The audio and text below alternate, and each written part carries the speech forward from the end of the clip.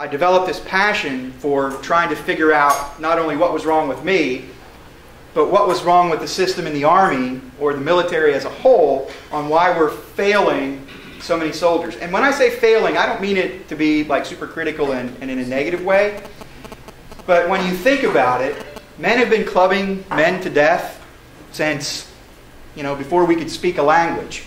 So there's been PTSD and brain damage out there. And the first accounts of war documented, in writing, say the same thing, that soldiers weren't the same when they returned. But yet here we are in the 21st century, and we still have a massive problem. And these are the only statistics I'm really going to throw out at you.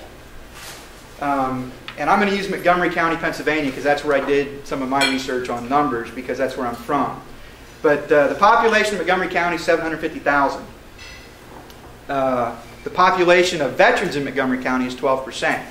Depending on whose study you choose to use, veterans with post-traumatic stress disorder is between 15 and 40%.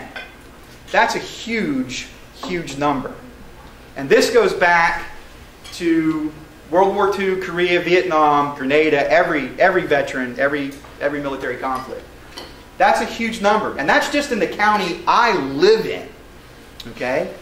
So take a look at some numbers on how many have been deployed to Iraq and Afghanistan, and you'll see that there's a real serious problem. And I think the Army's admitted they have a problem.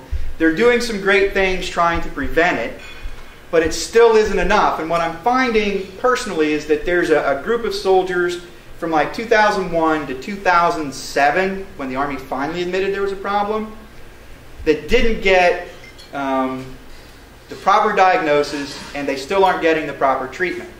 And the Army admits that now, and they're reviewing a bunch of records.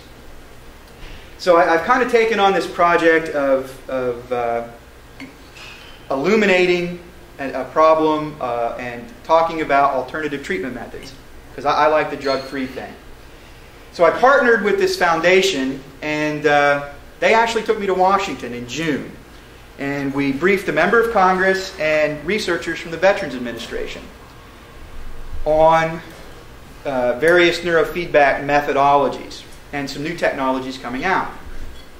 And what I found interesting is the member of Congress was very interested, but the members from the VA research team were only there because the member of Congress summoned them to his office, and they made it very clear that they weren't interested in what we had to say.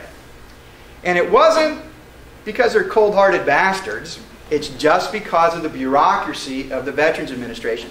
They do not fund research for any provider that's not a VA provider in-house. They won't participate in any study that has anybody other than veterans in the VA system being studied. Wow.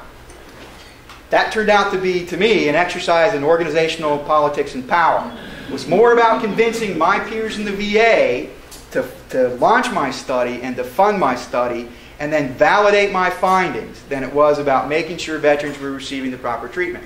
So I can't be mad at them because it's a bureaucracy, and they're doing what bureaucrats do.